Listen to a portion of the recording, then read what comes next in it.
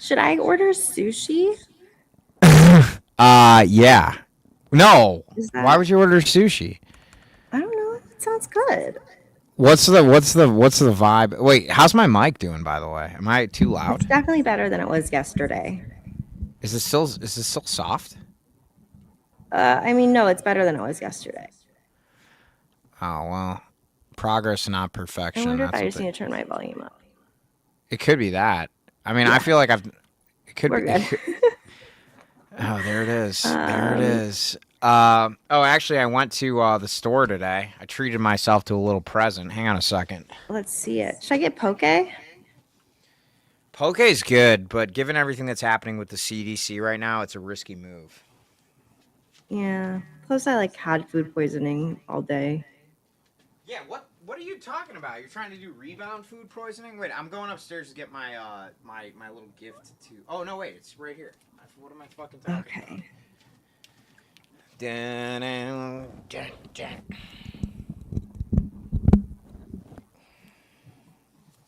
Hmm. All right, now I have a monitor, which is pretty cool. Now I just have to make sure that the monitor is not the mic. Oh, what's going on, party people? Uh, What's up? What's up? What's up? what's up? Where is the? Oh, here we go. Fuck. Oh no, is this stupid? You know when Apple took out the 3.5 jack, that really was bogus. Apple does a lot of silly things. They do a lot of silly things that I hate.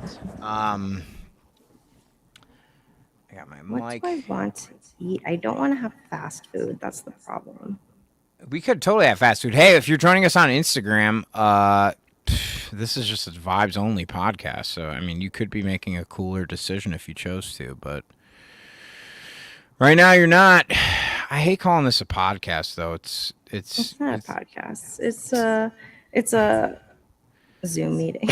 It's a Zoom. Yeah, this is a Zoom meeting from hell. It's where It's you're a like, virtual chaos hour. Okay. yeah, it's like what you think your Zoom meeting should feel like because your human resources director is going through a very messy divorce. That is very specific.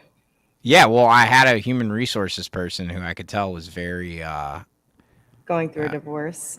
yeah, she was having a tough time. Poor thing. Oh, poor thing. I don't know why my output isn't working, but whatever. Yeah, so today's been a day. Meg and I have had a lot of off-the-record conversations about our respective lives, and things are going well. I think we can both agree to that, right, Meg? Hell yeah. Good. Let me go find my AirPods because this entire idea just was fart in the wind for $20. I'll just order my food out loud. I'm sorry, people.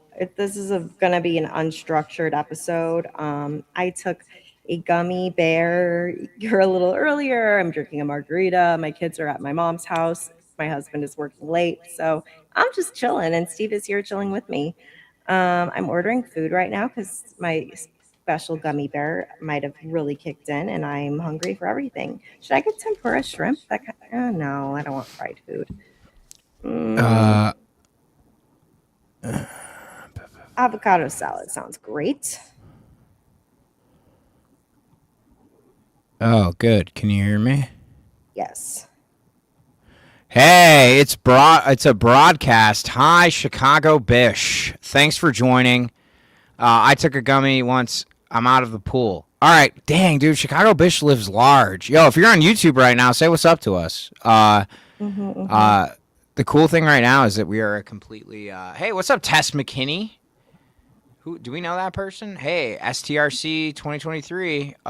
If you're on Instagram, we would love you more if you were on not Instagram, because there's no way for us to. Well, I mean, there are ways. It's just we. I'm gonna get a just Mexican harder. roll. Mexican roll. A Mexican roll. I'm gonna get a hot girl roll. Nah. Dragon roll. What? Is there actually a roll named that? That's what it says. It says shrimp, tempura, avocado. Do you think I would qualify for a hot girl role? No, Damn. sorry. Steve, you can hear you much better today. Thank you, Chicago Bish. Yeah, I'm Sushi. getting myself some sushi. Sushi. Mm, Yeah. So there's a lot of news items. should we just like scroll and see what's up? You want to pull up? I think we should just let's shoot the shit for a minute. See what everybody's feeling like today. Meg, Okay. how are you feeling about the state of the world? The state of the world? Well, I made a okay. I made a reel earlier today because have you been keeping up with the Lindsay Clancy case at all? Are you like a crime junkie kind of person? I love crime. I used to love true crime. I still do, but I do too, but like I use crime to like wind down from politics. So I like spend my day doing politics, and at night I do Me like too. the crime stuff, hence the drinking. But Lindsay Clancy's case has been, I mean, it's a really sad case. So basically, let me pull it up. No, I'll just try to get it off the top of my head. Basically, she had really bad postpartum depression, Ooh. went into psychosis. She went through like an insane amount of prescription medications. Like they just kept changing her meds. And then one day, her husband comes home and the house is quiet. And he goes upstairs and the door is locked. And he goes into the room and she's not in there. The window is broken. She had jumped out the window allegedly. And she had other injuries to show that like she was trying to, self delete. Wait. So she had postpartum depression. She was going through an episode, and basically her husband's story was that she had jumped Yes. out the Well, window. I don't want to go lean. Okay, I don't want to lean too hard in the conspiracies that are about it, but I'm just saying allegedly, according to her husband, because he's the only witness at this point. But I really like people's conspiracies are annoying, and I'll get into that. But so he comes home, the house is quiet. When you have 3 toddlers, your house is never quiet. So he's like, what is going on? He looks for them. Door is locked. He kicks in the door. Window is broken. She is out the window. He runs down to her. This is all according to him. And there are also marks on her body that would indicate she was trying to self-delete and then went through the window. And he claims that she's now paralyzed. He claims that she said he was like, where are the kids? Some of this is on 911 call too, because he's on the phone, Jesus. obviously. And she's like, they're in the basement. He goes into the basement and they have exercise bands tied around their necks, and all 3 of them. Oh my god. It's like a really horrific story. Okay. And so obviously people are paying attention to this, and there is tons of sympathy for her. All 3 of her kids are dead. She had been like, this was totally like the system failed her. She had been an inpatient. She had been an outpatient. They had tried so many things. They put her through so many medications. People are extremely sympathetic to her. And now, like, because they're so desperate to make her innocent, because she's a white woman. They're like, there's a lot of conspiracies about the husband. Could be true. I don't think that's helpful. I think when there's like an ongoing crime thing happening, I like to just kind of watch it unfold. I'll listen to like lawyers' points of view for like a legal, whatever. But like, I don't like hearing everyone's fucking theories. But what is bothering me about the state of the world is I don't think people realize that when we talk about abolition, when we talk about transformative justice, we're talking about doing what they are doing to Lindsay Clancy for everybody, looking at all of the conditions that led to this horrible incident, understanding what path forward there is, how do we repair, what does justice actually look like, how like they're having all of these discussions for white women, but like there are so many people every single day who never get that kind of care. They're just instantly criminalized. And that is what's bothering me, is that we can't have that same compassion and empathy for everybody who does horrible things allegedly, possibly, or is accused of or whatever. So that's what's on my mind. Not to take it straight to the seriousness. No, it's good. I used to tell this joke on stage, and part of the reason I'm telling it on stream is because it used to be on YouTube, but now our YouTube is our YouTube. But it's an important story. And the story is that I was having an episode in like 2016, I think.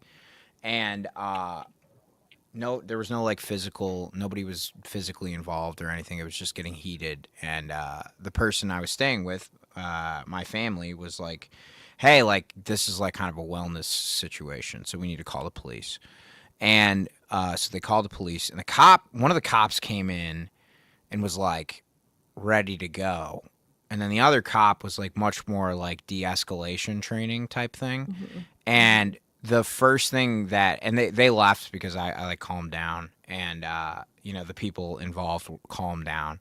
And 4 years later, when that kid in Colorado, in Aurora, Colorado, who's the violin player, Elijah, McLean. yeah, Yeah. Elijah McClain, where they like shot him full of ketamine, Ketamine. and they killed Mm-hmm. him. I Mm-hmm. immediately was like, that, if it was, Mm-hmm. if it was somebody else, I would have been deleted. It would have been it. Mm-hmm. Like there would have been no nuance. But the fact that they were responding to a call in the suburbs at a nice house, and it was clearly somebody who my parents knew that I was going through a mental health Mm-hmm. thing, and that hasn't happened in 12 years because I've had the kind of resources you need to avoid those kind of things. But yeah, no, I mean, it's really Yeah. sad because there is It's a sad to see that they are capable of not yeah, being. it's yeah, Mm-hmm. but even yeah, exactly. It's sad to see that this is totally possible. Like Mm-hmm. de-escalation training is totally possible. It was very clear that But that white police supremacy officer. makes it impossible.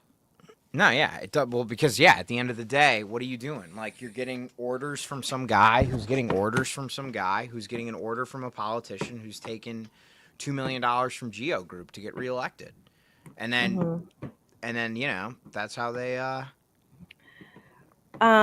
There's this one case a couple years ago. We don't have to stay on heavy topics, people. I'm sorry. But there's this one case a couple years ago. Victoria Lee was bipolar and she was having an episode, and she locked herself in the bathroom, threatening to self delete. And her brother at first called 911 for an ambulance.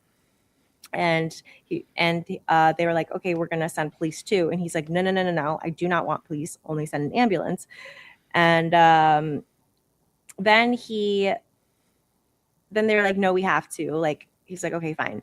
Then he calls back and he's like, hey, can't just cancel my 911 call. I don't want you guys to come at all. We can handle this at home. They're like, we can't cancel a 911 call. We're on our way. And he's like, okay, well, let me warn you. She is holding a knife, but she's okay. Like, she's not going to hurt anyone. Can you please like come in? Like, she's not going to hurt anyone. And 6 cops go in. The body camera footage is awful. Like, they're like ready to play Call of Duty, and they scream at her to open the door. She opens the door and they unalive her, and she was literally only holding a water bottle. It's like the same as that Austin story, Austin, Yeah, no, and Texas. then it happened. The same thing just happened with a 17-year-old kid who was calling in a domestic abuse thing with, I think it was his parents or whoever the adults were, and they came in and they did the same thing.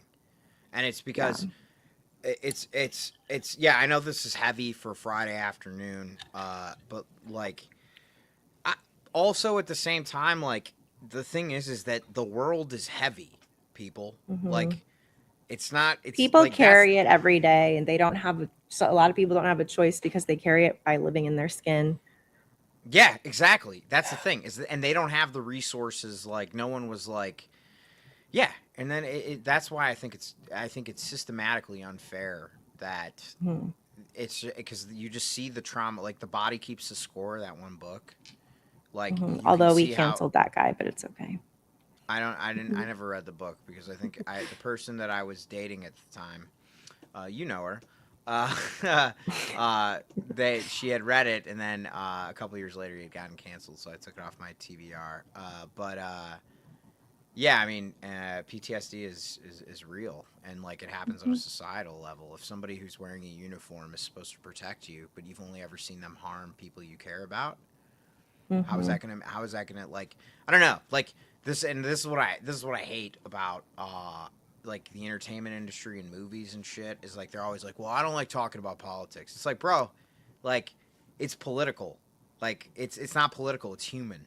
It's human. Hmm. It's the human condition informed by bad politics. And I say Yeah, bad because it's morally unjust. Like, right. it's a society. That's why I say embrace the matriarchy. Because moms, they understand. Yes.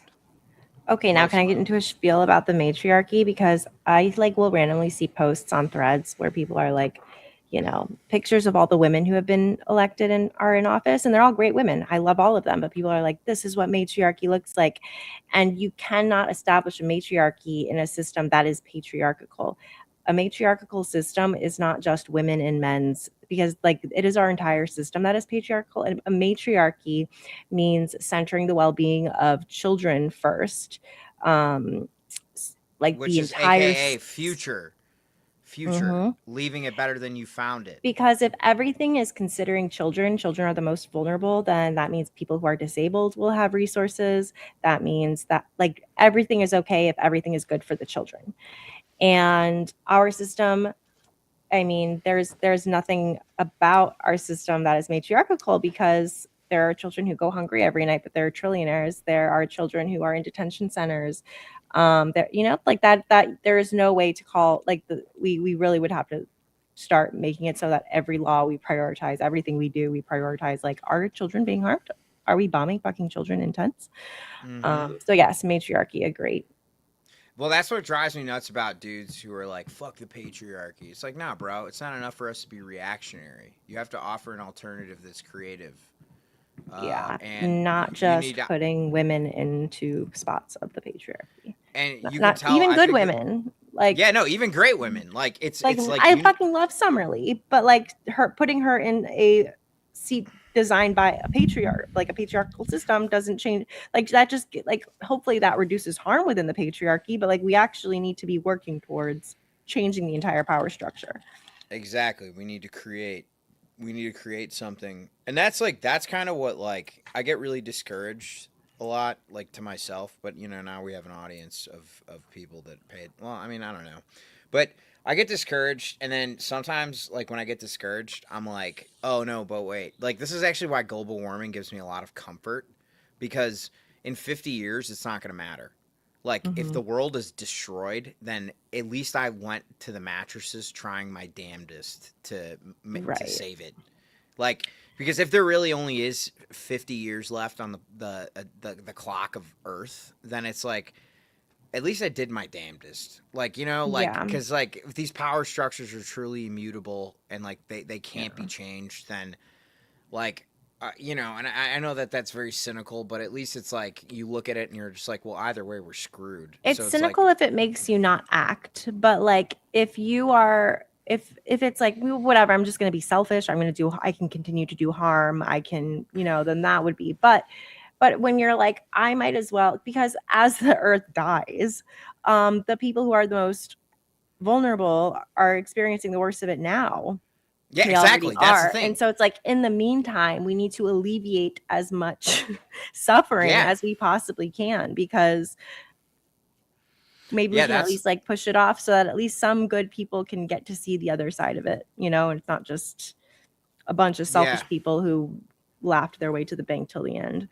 3 weeks into Midway Blitz, I had that moment where it's like main character syndrome, where I was like, yeah, like this is so stressful, this is hard that ice is around all the time, and then I like looked south because I always know what direction I'm facing. Like right now, I'm pretty sure I'm facing northwest, uh, and I was I have looking no idea south where at I'm the moment. facing.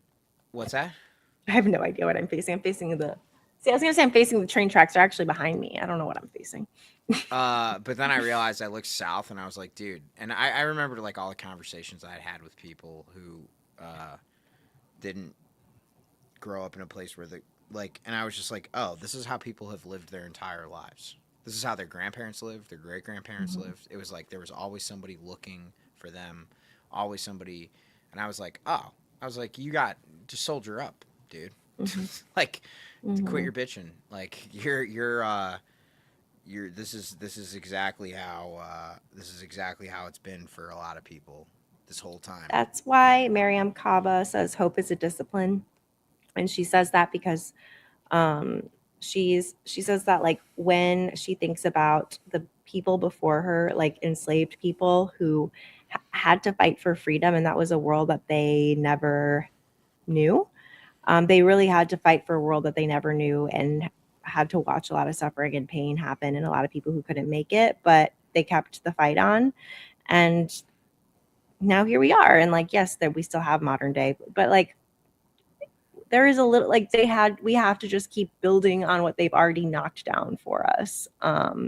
Because Yeah. who are we to give up when like they were dreaming of something we're so much we can envision all of the things that the people before us fought even more clearly than they can. There's this story that I love to tell. Wait, hang on a second. I'm gonna be right back. Can you kill some clock, because I have a great example of that story that you just talked in the context of abolition that is really interesting. BRB. Sure. Let me pull up threads and we can scroll around and see what's going on, or maybe I just pull up the news. Let's watch the news. Share screen. Okay, what's going on today?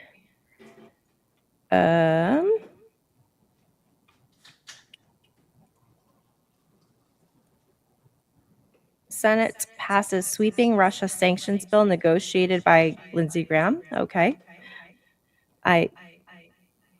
Didn't he die of like leaving Ukraine? It's fascinating. White House revives unprecedented effort to remove Fed's Lisa Cook. What is this about? The Trump administration has launched a new effort to remove Federal Reserve Governor Lisa Cook, notifying her that President Trump is considering her removal and giving her 21 days to respond to mortgage fraud allegations. And oh my God. Could you imagine if our justice system was used for like anything that we actually need? Because it's actually our tax dollars are being completely wasted right now just because Donald Trump is spending them, having people in the DOJ and the DOD, wherever else, doing his bidding for him. That is our fucking tax dollars, and they're just going on these witch hunts. It is so infuriating. Like, I don't know if people quite grasp that our entire government is throwing away our tax dollars on nothing for us. That's should make people do a little something more. Okay, let's see.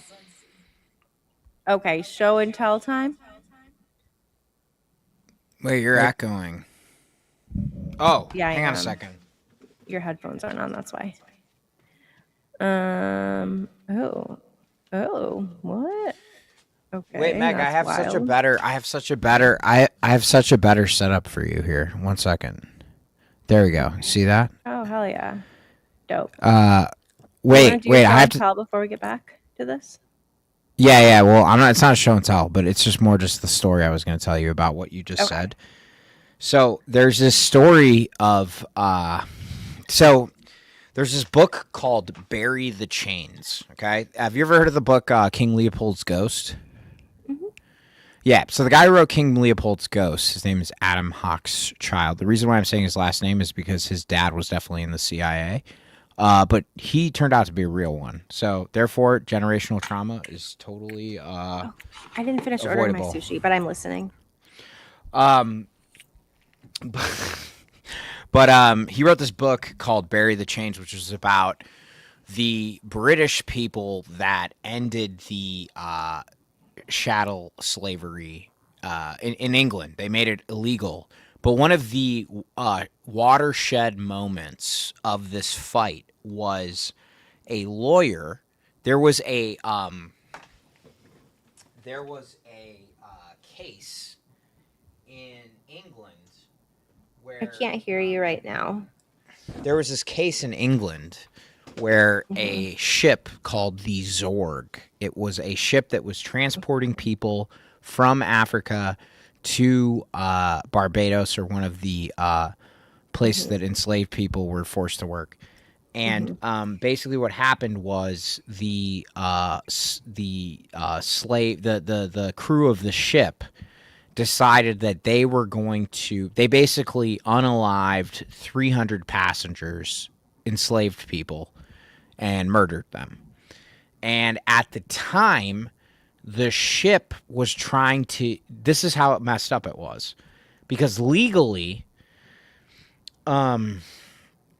they thought that this would entitle them to an insurance claim because technically, since people were considered property back then, which is they tried to file an insurance claim, and so this particular lawyer worked his ass off trying to prove that not only were these people and that this was fraud, but also tried to try these this company for murder.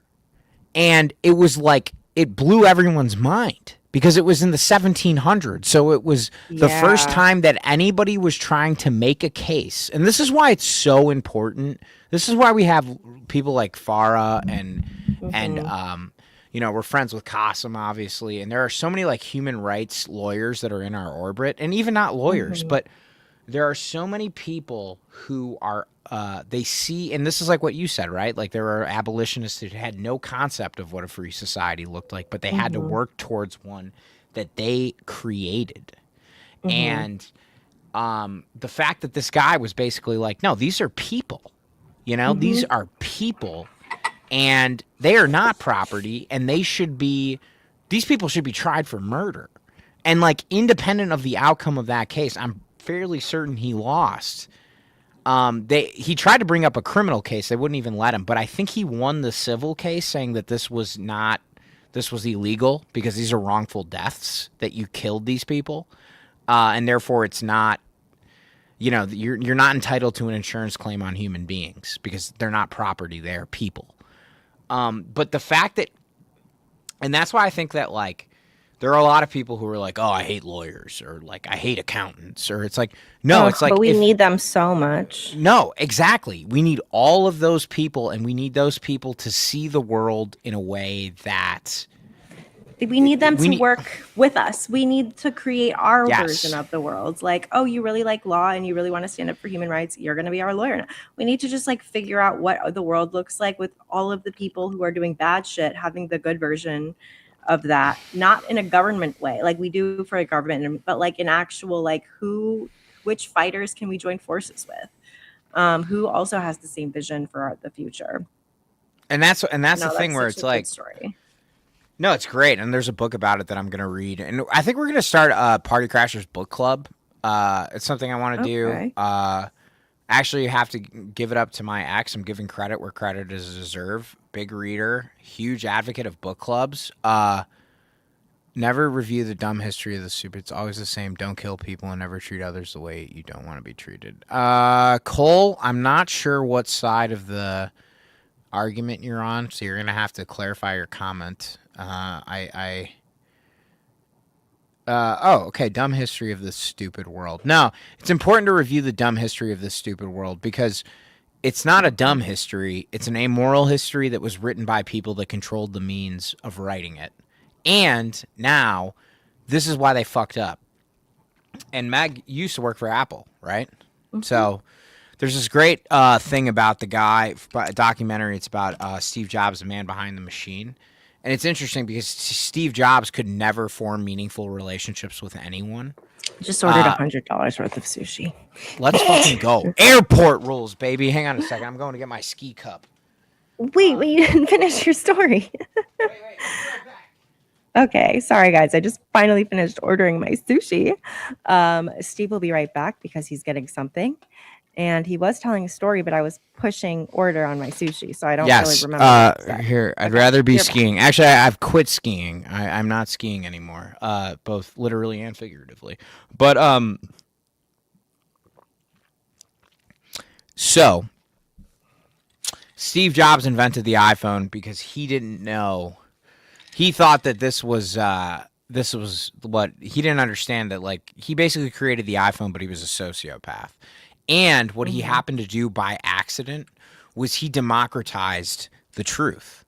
And we've seen people try and pervert it and try and use it and exploit algorithms and things like that. But one of the beautiful things that I think has happened in the last 20 years, because Meg, you and I both witnessed the rise of smartphones. Like I remember before I had a smartphone. Remember a Razr phone? Those I had a Razr. Before the Razr and like the Nokia T9 texting guys. Woof. Whew, yeah, 1, 2, 3, 4, A B C D, do Yeah. D M N O. No, but like it's cool because now it's like I was talking to this guy today, and I was like, basically, we have a movie studio in our pockets. You know, I'm thinking about it from like an art perspective, right? But like, yeah, the thing is that there's nothing that they can do. I had a BlackBerry too, Chicago Bish. I did Come on, I had a, too. Do you remember Palm Pilot?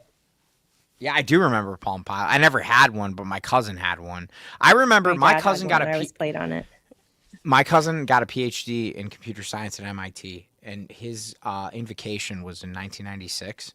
And I remember going to the lab where him and my other cousin, well, not my other cousin, my cousin-in-law, because he ended up marrying her. She was working on advanced robotics, like prosthetics. So like it was like a postal worker who was an amputee who had this like leg that was like, and then he was working on creating a stylus in 1996 that could solve Oh math wow. problems. So I Oh was watching him wow. do like 4 times 4 on the stylus, and it would be like 16. Mhm. But then he would say like the problem is that Mm, like if you do a different font, and so like mm. I've been like, and his actually it's kind of funny if you go to his like he has a website, but the only reason he has a website is because his cousin, who's like my cousin-in-law, um, his name is the same name, but he's one of the designer. He's one of the original coders of Rust, which is like one of the most Mm. important things code programming language you need for cloud computing. We're gonna have him on the podcast sometime. Both of them actually. They're really interesting. I remember I remember actually more credit to my ex. She said I was thinking about getting in crypto, and she's like, "Does your cousin understand it?" And I was like, "No." And she's like, "It's probably not a good idea." And I was like, "Yeah, that's actually a good point." And that was like 5 years ago, and I did avoid it. That's good. Did you That's ever good. get into crypto? Oh, dude, I can barely like handle my fucking Apple Pay. I like I was just like, no, I'm not doing that. I do know there was one guy I went on like 3 dates with. He's a very lovely guy. A shout out to him. But he accidentally became a millionaire because he bought crypto just so that he could get some acid on the black market. And he forgot that he like left some change in there, and then all of a sudden the crypto, like it was like that overnight, and all of a sudden like out of nowhere he was a multimillionaire, which is like stories like that are crazy. um but he was like, you know, a computer engineer genius, very smart. Like either way he would have been fine, but like that helped him be more fine. So if there was a minute where I was like, damn, I should have gone into crypto, but some people get lucky like that. He wasn't even trying to get rich, he was trying to buy Yeah, acid. no, it's just I buying ended up taking acid. that acid. Actually, he had some left Was over. it good acid? It was really fun. We were like walking around San Francisco. Like we walked by like the Grateful Dead Wow. house, and it was just like, whoa! Like it was so That pretty. sounds like a good trip brought to you by Yeah. crypto. Nick from the First Rule is here. I know you, Nick. We met at the Francesca Hong vibe. Actually, Nick, shout out to Nick because Nick, the remember the Punk for Progress? No, you were. I don't think we. I think that was like PM pre Meg. It was in August of 2025. Kat was like, Mhm. "Hey, like we want to do a punk rock show," and I was like, okay. And then she had a couple bands lined up. One of them was because of Mike. Shout out to Mike, dude. And then legendary Nick from Wisconsin in the First Rule came down to Oh Chicago to hell play at yeah! G Man Tavern. And that was like the first time I went on a rant about the Democratic establishment. I'm trying to see if I have the Nick is awesome. The First Rule went up. I think they have a song about racists being pieces of shit or something like that. Sorry, Nick. I know I'm butchering your music, but I actually saw him at the Francesca Hong rally and went up Oh and said fun. hello. But it's really cool. Like honestly, like it's pretty cool to see how all of these little seeds we've planted with friends have Mhm. grown. You know, like That's why I that's really why. like the progressive community. Like, because when you start to find your little people, you just like see each other everywhere all the time. And it's like, oh, I know that person. And we're on the same page with a lot of things. And it's automatically just feels like, I know this person. This gummy is cooked. I'm sad. Oh, great. Duncan's gonna fix everything as a global dictator. Duncan Crossberry. No, I want Jonathan Swift to fix everything. Agreed. Racists suck. Racists are assholes. Yeah, racists are assholes. That was what I introduced Kat. That song is what I introduced Kat to. But then that was kind of like my. I was like, oh, politics don't have to suck. That's kind of why I got involved in Kat's campaign in the first place. She was a bartender, so I'm trying to find but I went up on stage and I just like screamed about Chuck Schumer being a piece of shit, and it was kind of like the birth of the Democrat consulting chapter. Yeah. Yeah, it was the birth of this chapter. I was like, oh, that was like my first step out of the DNC group chat. Because it's so crazy when you're like doing things because you think it's the right thing to do, but you don't have anybody else who like you're with. Like I was just doing like political satire on an island for so long. And then I was like, all right, well, I don't have to be on an island anymore. And then I met I actually reached out to Kat, and then Kat was kind of the one who was like, hey, there's a bunch of other people that are doing shit like this. And I was like, what? No way. They try to make it as hard as they try to, it's just crazy. Like too many people. That's why, okay, when I started making political content, a big part of it was when I was diagnosed with autism around that time. And I was postpartum with my second. I was hella burnt out, like really badly burnt out. And a part of coming out of burnout is like really engaging your special interests. And I was like, I'm just going to own it all at once. I'm going to enjoy the shit out of my special interests on social media live. Okay. And then I figured out my whole life out of just embracing who I am and doing what I need to do. And that's what we all need to be doing. And I actually want to sorry, I didn't mean to pull this up before you finish your. No, you're. So can you just like go into like your moment where you were like, I want to hear this origin story because you kind of set me free from my burnout. Meg, I just want to let everybody know what a fucking real one Meg is here because we need to do our Meg moment. It's been a while. Oh God. No, we have to do our little Meg moment. It says. In my little fortune cookie here, it says a modest man never talks to himself, and it's true. Because I'm not modest because I can always call Meg and talk to her about whatever, and she's non-judgmental, and it's awesome. So Meg, can you just tell us about your little Meg moment where you're just like, you know what, fuck them if they can't take a joke. I'm going for it. I'm letting it rip. Well, it was a build-up. Okay. So I've mentioned before that I grew up very evangelical Christian, but it was like it's not like the kind of, it was just like a different time. Like back then we were like the cooler Christians. I don't think there's any cooler Christians left, maybe some, but I went to like the school in my church.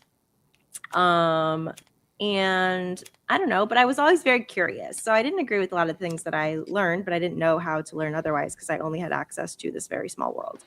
And then I went to school in New York. And well, actually, no, one of the first things is like when I was 16, I remember being really depressed. And so then I started volunteering with an organization that was focused on resources for LGBTQ people who had thoughts of self-deleting. And I was anti-LGBTQ, but I was like, I still don't want them to self-delete. So I'm just going to join this org and help out. So I was always like doing weird, like things like that, where I'm like, I don't know. Like, I'm just like, I don't know. And then when I went to college, like, just kept learning.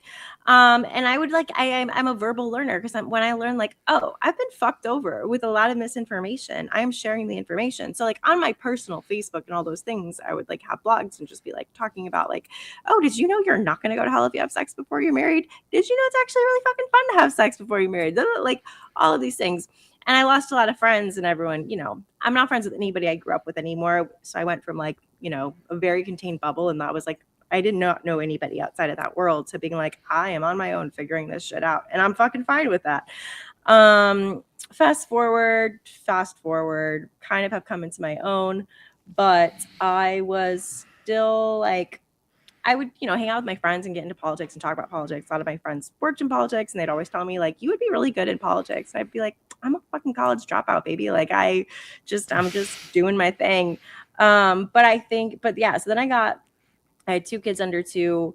I had realized I spent my entire life having to mask because I was actually autistic, and because I was autistic, a lot of the behaviors that people would think I was being rude when I wasn't. I would lose friends for that, or parents would have issues with. I just grew up with a lot of rejection, right? So then once I would got to the point where I was so burnt out, I could not form sentences. I had 2 babies. I could not work. I was like, I literally can't live. Like I tried to check myself into a mental hospital, and then I was like, oh, it's not actually a spa. I don't want to be here.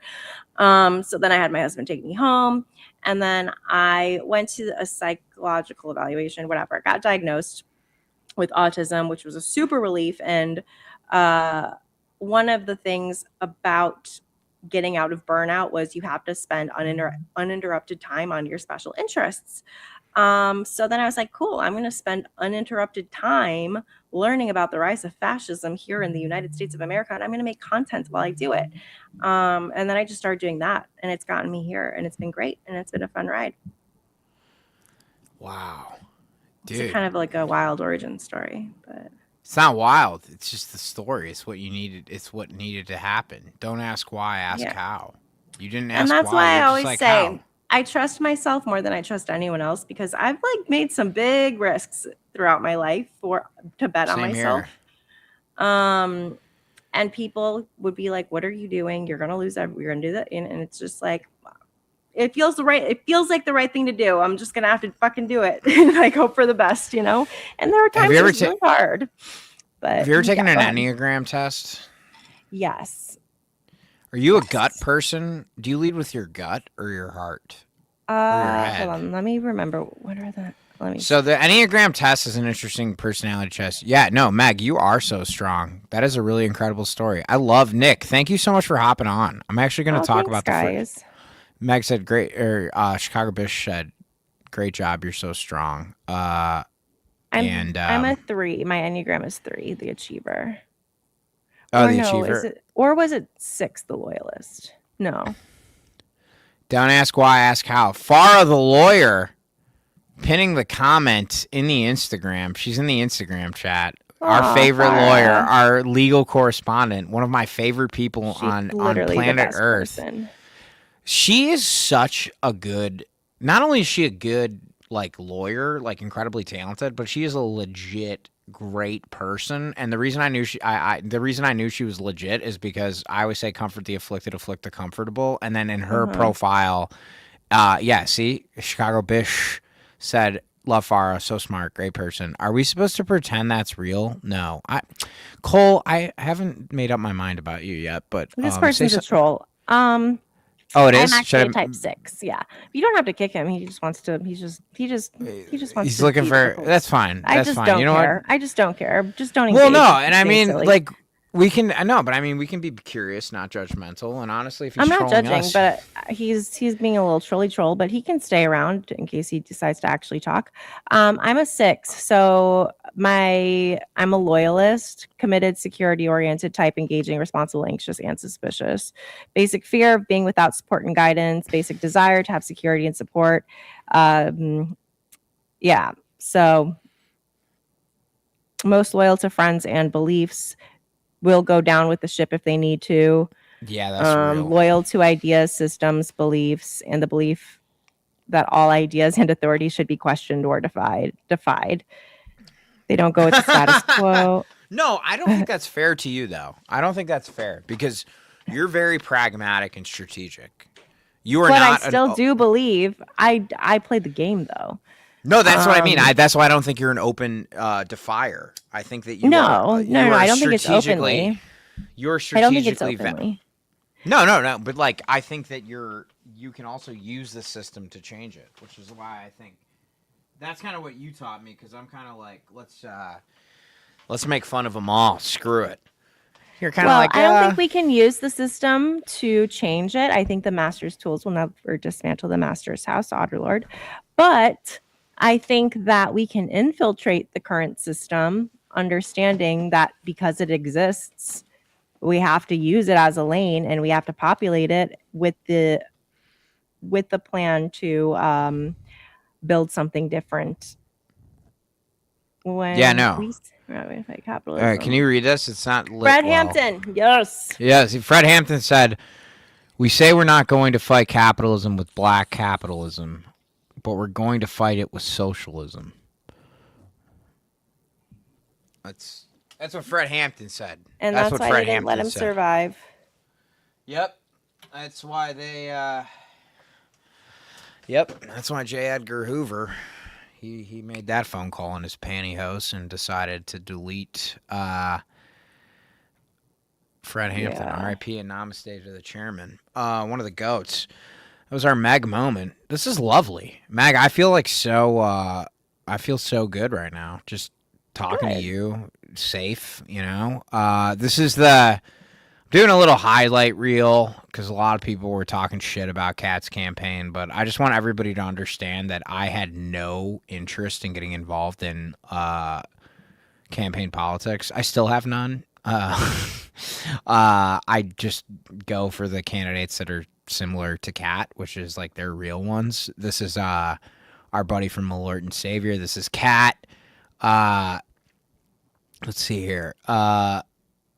That's her taking a shot of Malort with Malort and Savior. That's Pete. It's Matt. It's Andre. That's me right there. It's not about me, but that's Kat again. There was a mosh pit. Yeah, no, I think there's a quote of me in here being quoted honestly. Hang on a second. Where is it? What is it I say? Looming over the event, Trump something or other. What did I say? Yeah, Kat Abu Ghazali's campaign slogan is "What if we didn't suck?" And then explain the question to Democrats. This is like the best thing I ever did with my life. Like, the show was like really good. And let me see here. What does it say? Tahir Abu Ghazali. So there's this part where I'm on stage and I'm like freaking out. And I want to just do the quote, because Meg, I think you're gonna be fun. This is where I was forged. This is where my current politics was forged. Okay, I'm waiting for it, and then I have to pee, but I can still hear. Okay, well, if you have to pee, then go do that. But let's see what she said here. Let's see here. So if everybody's paying attention, we're talking about the show that Nick from The First Rule reminded me of, which I appreciate it because I kind of needed a positive today. Let's see here.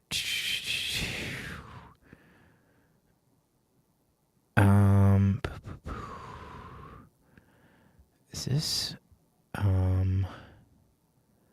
did they edit it out? Just can you control find your name? Yeah, let's see here. I forgot about that. I don't like names. Here we go. There you are. Thursday had been a late night. The campaign had hosted a punk show at a Wrigleyville bar. Punks from Progress featured 3 bands. Rude Echoes, that's my guy. That's my friend Chris. They are amazing. The First Rule, there's Nick and Malort and Savior. Shout out to Pete and the boys. In between sets, the local stand-up comedian Steve Tapas cracked that he knew that the $5 he spent for the Kat Abu Ghazali campaign sticker on his drink cup was, quote, not going to Democrat consultants, and blasted party leaders for being feckless when it came to standing up to Republican President Donald Trump. And I said, yeah, what did you say? You didn't like Chuck Schumer's resistance. What? You don't think the DNC, who took over $1.5 billion to lose the last campaign, is doing enough? Tapas said to jeers from the crowd. The vibe in the bar was righteous fury. Attendees and earplugs available for available for free in the rear of the room at the merchandise table nodded their heads as Tapas said, the price of eggs is $9 and my trans friends are scared to walk down the street. They were dressed in tax tourist t-shirts. And so yeah, that was like when I was I like love that. That's a good little origin moment. That was right before, and you know what the crazy thing about that show is? This is why everybody's like, see, like, I'm not a leader, I'm a follower, but I like to lead by example in terms of how I follow. And like one of the reasons that I follow Kat is I have to pee, but I'm listening. Go do it. one of the reasons I follow people like Kat is because, you know, the left is never wrong. They're just always early. And at that speech, when she got up on stage and just let it rip, one of the most preternatural speakers of our generation, by the way, our friend Kat, she said that, like, you know, the government is threatening to invade us, and she's like, "What are you gonna do? Like, are you just gonna let them do that, or are we gonna like protest and exercise our First Amendment rights?" And she said that on stage, and yeah, that's what she did. She said it, and then she went out and did it. And yeah, Nick, you were there. It was a great speech, man. And like, you know, Kat lost, quote unquote, but like me and Mag always say the same thing. We were with our Jamal Bowman interview. We both said that, like, Jamal Bowman, he didn't lose. You can't beat Jamal Bowman. He doesn't need a seat of power. They're renting it from him. Like, he's just a guy who stands up and he's powerful. And the same thing with Kat. Same thing with Kat. And you know, she's just a regular person who just stood up and was like, "Nah, I'm not doing that." So that was an important experience. And Nick was there. Nick was there. And actually, Kat came up to me and she said, "You know, I want to do," because we were doing the Runner show. And Kat came up to me and she said, "You know, I want you to bring me up and I want to address the crowd, but I want you to do it when First Rule starts playing the song Racists or Assholes." And I was like, "All right." And then they started doing it, and then I was like, "Make some noise." It was great. It was really funny. It was good. It was good. It was cool though. It was because, and like, there were people there who were like serious, like, political people, and they came up to me afterwards and they were like, "Yo, like, this was actually like fun in like a civilian way." And I was like, "All right." A civilian way. Hell yeah. Yeah, like maybe we did something right. You know, maybe it, like, at least, and that's why I think Kapow is cool, because that's what they're trying to do. They're just like, this is for everyone. Like, it doesn't matter who you are or what you do to live, thrive, and survive. Like, this can be fun and it can help people. Yeah, for real. And I think like that's where people don't like that. Like, sometimes people have a lot to say about creators getting involved in political campaigns, and it can be messy. But when like it's just good people and like we're trying to show other people that politics is actually fun and there is community, and like it's not just this like serious thing all the time. You actually like can have fun, and it's worth the fight, and you might as well fight with good people and by having some fun while you're doing it. Yeah, I think that's it's like, yeah, I think politics is just people. Like, and that's why progressive campaigns, like, exactly, it's about community above all. Well said, Nick. That's what it is. And that's what people like Kat and Abdul and a lot of these other candidates that we volunteer to help. Like, there are a lot of people that approach Meg and she's like, "Nah," like, and me too. They like DM me. They're like, "Hey, will you blah blah blah?" And I'm like, "No, I'm not gonna. No, I don't even respond. No, I'm just like, I respond no and make fun of AI companies and gambling companies. But when it comes to like establishment shill politicians, because it's not about people. It's like, usually a pretty good indicator is if they don't run their own social media account. I know they're fugazis, but. Yeah, no, it was a special moment. Nick, I'm glad you're here, man. I hope you stay. We got so much shit for a band for getting involved in campaigns, but we only fuck with people we believe in. Hell yeah, dude. Certified real one. Right there, Nick. That's, are we gonna try and go to Wisconsin to support Francesca? That's like next week, right? Yeah, it's next Tuesday. If you can't go, that's fine. I think I might go on assignment. Steve I Sidequest. probably can because Rajan doesn't work Mondays and Tuesdays. Oh, boom. Look at this. Yeah. Don't ask why, ask how. Farah the lawyer. I pinned this comment because she oh look, Reed Galen USA. He was a Cat supporter back during the campaign. Farah, you don't get to do the eyes and the crying eyes with the little heart. You give us the crying eyes and the little heart. Because you inspire us. For real. Yeah, you got to get out there. Steve, shoot me the message and I'll come hang on Tuesday. All right, bet, dude. We're good. Let's do it. But We're gonna have to have you on stream though, too. Like we gotta have the first rule on stream to come hang out. I still have an interview I haven't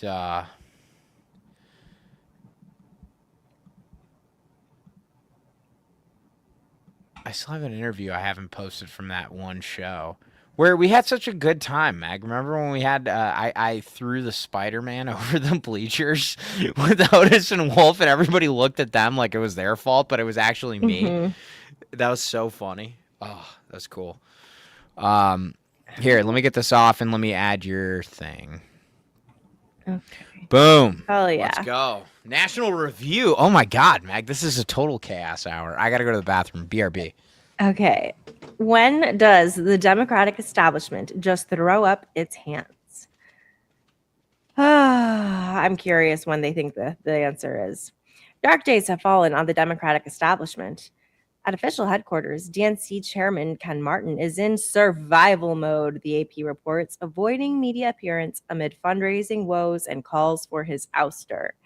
The organization's troubles keep getting featured in the New York Times. Socialists are winning primaries and flexing muscle amid lingering consternation over the DNC's begotten 2024 autopsy. If you have questions about what I'm saying, please feel free to ask them. Otherwise, I'm going to assume you know what all of the context is here. Okay. It is perhaps an added cruelty then that the Midwest, the region Martin calls home, is the site of the party's latest trials and humiliations. In Michigan this week, the radical Abdul Sayed narrowly pulled off a victory over establishment choice Haley Stevens in a hard-fought primary for the Senate race. Honestly, it was so fucking close. It was so fucking close. It was so stressful. His win is an ill omen for the current direction of the Democratic Party and a terrible development for Michiganders and Americans alike, but an enormous and deeply symbolic victory for the Democratic Socialists of America. Abdul Sayed is a capitalist. He has said himself he is a capitalist who just believes that capitalism is not actually what's happening right now. He's not even a socialist. He's not DSA. Like, I don't understand why they just like okay. Not that there's a problem with DSA, but like he's not DSA. So are riding that train. It's just not who we are, the candidate said in an interview with Camden Moeller. Then again, as the editorial cautions, the problem with a major political party losing its mind is that a goodly number of candidates it nominates will, if the circumstances are right, make it into office. Either way, Michigan is now critical for the GOP's hopes of holding onto the chamber. While El Sayed has denied he's a socialist, Camden notes he's been outspoken about far left beliefs. He supports abolishing immigration and customs enforcement, expressing anti-Israel sentiments, blah, blah, blah, blah, blah, blah, blah. Now, Wisconsin is up next with the gubernatorial primary next week. In the words of NR's editorial, could mark the return of so-called sewer socialism. Again, the establishment is in danger of being steamrolled. Marquette's latest polling for the state's gubernatorial race, published on July 29th, has her at 33%, 22 points in front of second place Mandela Barnes, the former lieutenant governor who lost a Senate race against Ron Johnson and just dropped out. Wisconsin's Democratic leadership prefers the third place, David Crowley, polling at 7%. 7%. If the establishment prefers the person polling at 7%, I'm sorry, buddy. The establishment is so out of touch. So out of touch. Blah, blah, blah, blah, blah. Blah, blah, blah, blah, blah. Anyways, okay. God, these are so annoying. They are so annoying. This race has been really crazy. There was someone who like dropped out and then went back in, right? And then there's like the person who fired their campaign manager for mismanagement of funds. Then it turned out that they were in like $100,000 of debt or something like that. There's just so much going on in Wisconsin.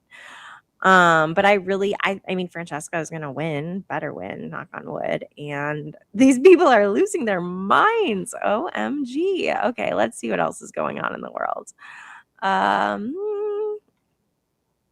immigration.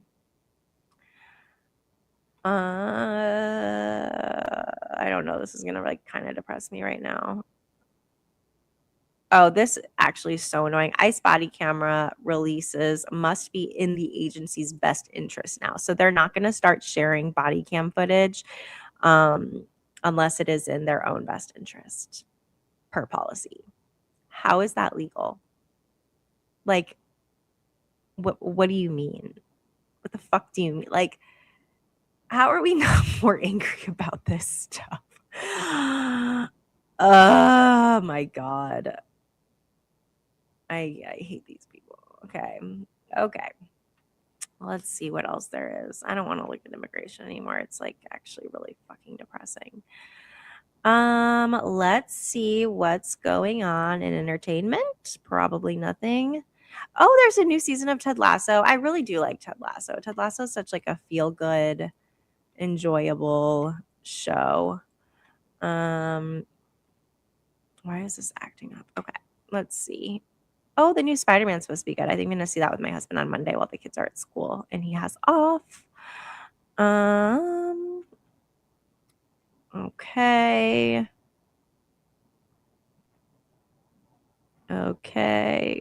What is it like? Is anything interesting happening in the world now? Maybe not. I don't know. Let's check on Threads. I'll scroll on Threads, see if there's anything that is funny. Let me change. Share a screen window. There we go. Share Threads. Let me close the news so it doesn't take up too much bandwidth. Okay. Let's see. Oh, this is our girl Amber. She is based in Memphis. She's fantastic organizer. We need black leadership in our district. Right? We haven't been being listened to. We aren't getting money to our district. Districts right next to us in District 8 in Arkansas are getting more funding, more tax funding to their states. And Memphis is crumbling. Our infrastructure was crumbling. Our healthcare is crumbling. Our education is crumbling. And we didn't have a Congress member who was fighting to improve that. So we had to get a real fighter in the room. A real fighter in the room who understands how black folks, especially millennials, this is the majority millennial city. And our voices as millennials are not being heard by somebody in their 70s who don't care what we got to say. If we're not a billionaire donor or somebody trying to run them some money, we don't hear from them. Mm-hmm. So it's important we have somebody who has our best interest at heart, who understands what the majority of the city needs, and that's Justin J. Pierce. So I look forward to having a new progressive black caucus member. I look forward to having someone who's listening to black needs, who was already doing that in high school, who was already doing that during a pandemic. They're trying to put $1 billion pipeline in our community. Who was already doing that. We weren't being listened to at the State House. We needed gun reform because they were gunning down little white kids. They wouldn't even do it then. They didn't want to pass gun reform then. So I'm excited to have somebody who's listening to that, who's going to join a new progressive coalition going to Congress. We just got Donovan McKinney in Michigan. Yeah.